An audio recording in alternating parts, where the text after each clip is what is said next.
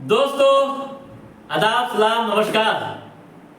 आज के एपिसोड में हम बात करेंगे जन सुराज के सूत्रधार व देश के प्रसिद्ध राजनीतिक रणनीतिकार प्रशांत किशोर के बारे में।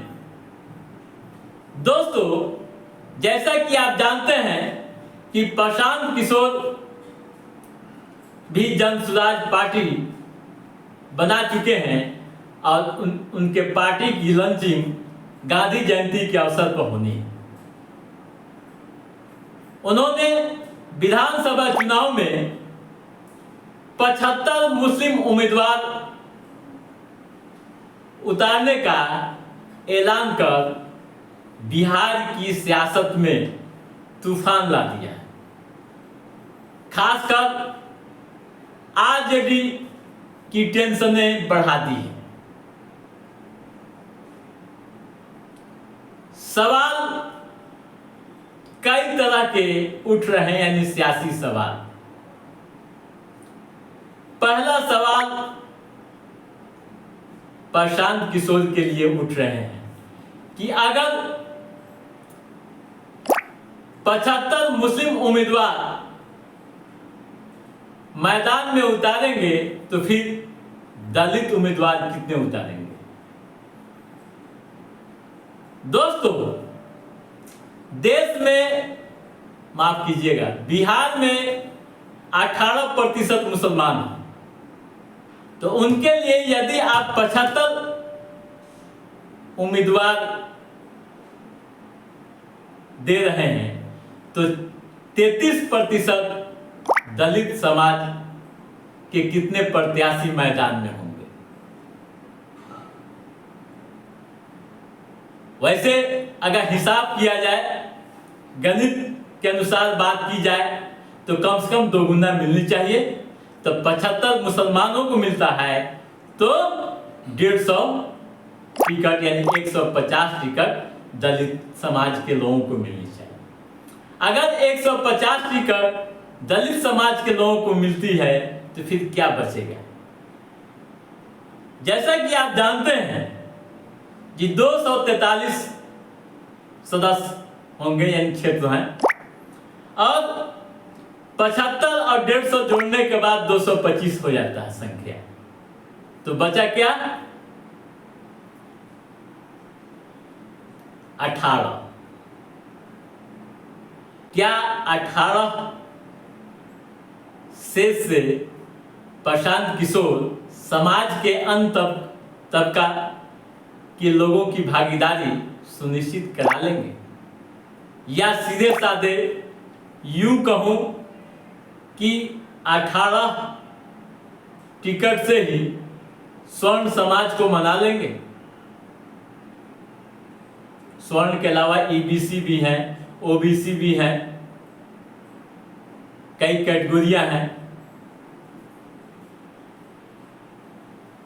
कई तरह के सवाल उठ रहे हैं। दोस्तों, दूसरा सवाल आरजेडी परिवार की ओर से भी उठना शुरू हो गया है। जो राजनीतिक गलियारों में चर्चाएं हो रही है उसके अनुसार क्या राजद परिवार सिवान के सांसद रहे शहाबुद्दीन के परिवार से नजदीकियां बढ़ाएगा?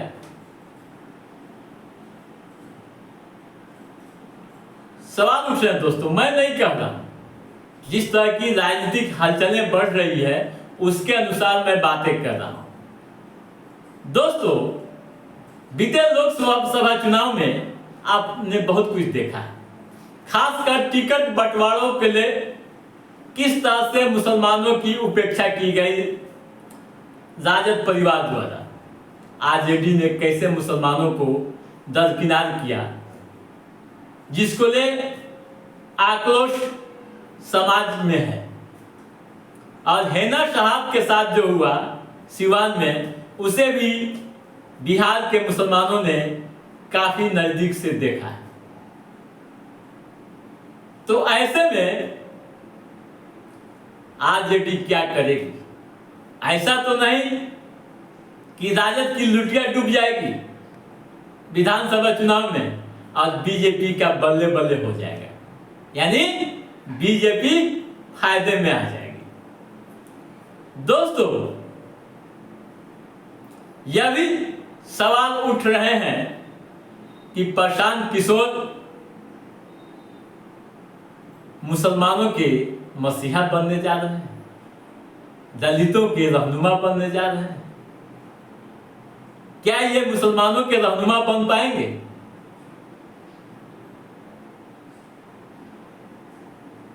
क्या होगा आगे? दोस्तों, एक बात मैं आपको बता दूं, विधानसभा चुनाव में अभी थोड़ा समय है, यानी 2025 में चुनाव होने वाला है और प्रशांत किशोर की पार्टी का पूरा ढांचा तैयार है।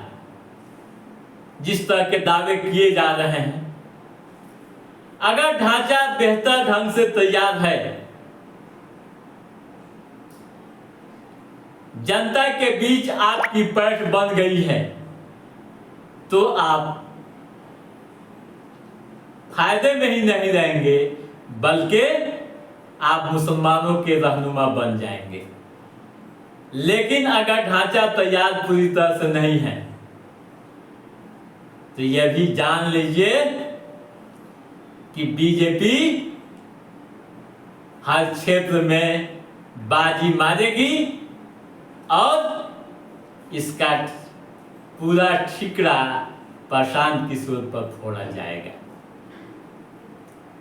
तो दोस्तों, आज की इस एपिसोड में बस इतना ही। हमारा ये एपिसोड कैसा लगा आप लाइक और कमेंट करके हमें जरूर बताइएगा। यदि आपने हमारे चैनल को सब्सक्राइब नहीं किया है तो सब्सक्राइब भी कीजिएगा, ताकि पॉलिटिकल गतिविधियों संबंधित जो भी अप टू डेट है उसे हम समय समय पर आपके बीच पहुंचाते रहेंगे। तब तक आप अपने दोस्त को दीजिए इजाजत। नमस्कार।